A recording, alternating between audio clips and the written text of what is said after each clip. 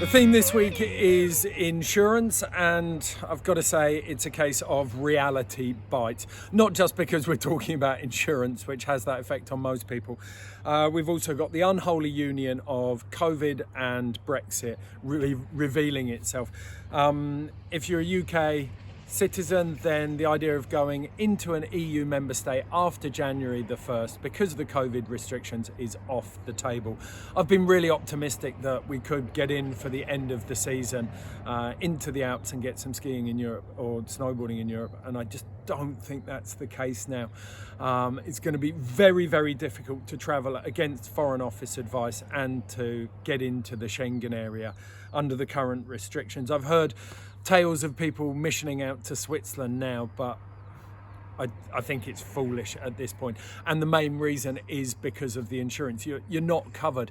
So until things change, and they will, I just can't see why you would want to travel out. There was also another blow for the snow industry this week. Alpine Elements have gone under. The owner has vowed to give everyone who had a holiday booked full refunds, and he's also vowed to relaunch the company in happier times. And I've got to say, that is what I'm clinging to at the moment. We're living through COVID, but it will go. We will get it under control with the vaccines, and we will return to some kind of new normal. So keep that hope in your heart. I want to kick off this week and talk about people who had holidays booked last year or had holidays booked for this year and shifting those around.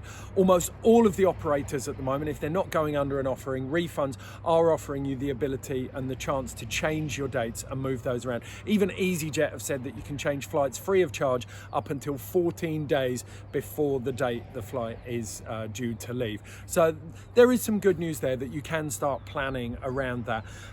Talking about insurance though, I'm going to put a link in the text to a Which article, the consumer website. They've looked at what it will mean to travel without insurance in Europe. It's basically not an option. You wouldn't travel to the States or Canada without insurance, and you can't do the same in Europe now. Now that the EHIC, or the European Health Insurance Card, has gone, you could be looking at, I think, for snow breaks between 3 and 8 grand for a simple broken bone, 14 grand for a heart attack, and I think you'll be in 6 figures if you have a very serious injury like a broken leg. So you just can't risk that anymore. I'm going to put a link into the Which chart as well, which is a great cheat. Rather than me running through everything here, you can go and check out the link in the text. It's got all the details of all the insurance providers. And note, this is for when the Foreign Office advice allows you to travel, but COVID is still in effect. So it's what insurance providers are offering in non-restricted travel times when there's still COVID around. Nationwide are the winners by a country mile, but there are some other great operators in there and providers who are offering different little details for different situations. So if you've got any additional needs, then it's worth checking out that for sure. I'll also put some links in if you're thinking about driving out to the Alps. That's what I've advocated from the start this season as the safest way to get out to the mountains. But you need to make sure, first and foremost, that you're covered to drive in Europe, and then secondly, of course, that you have European breakdown cover,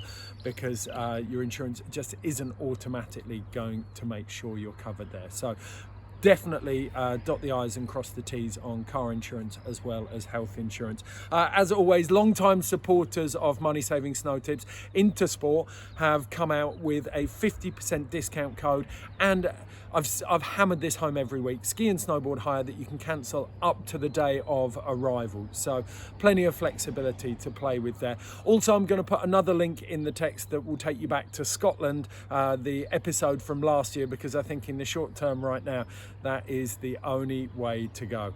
And I'd like to say on the end here, if anyone's watching this and you're already out in the Alps, a friend of mine put a very good post up saying there's diminished control of the slopes. So less ski cutting, there's less skiers and snowboarders out on the slopes, patting down the snow and compacting the layers.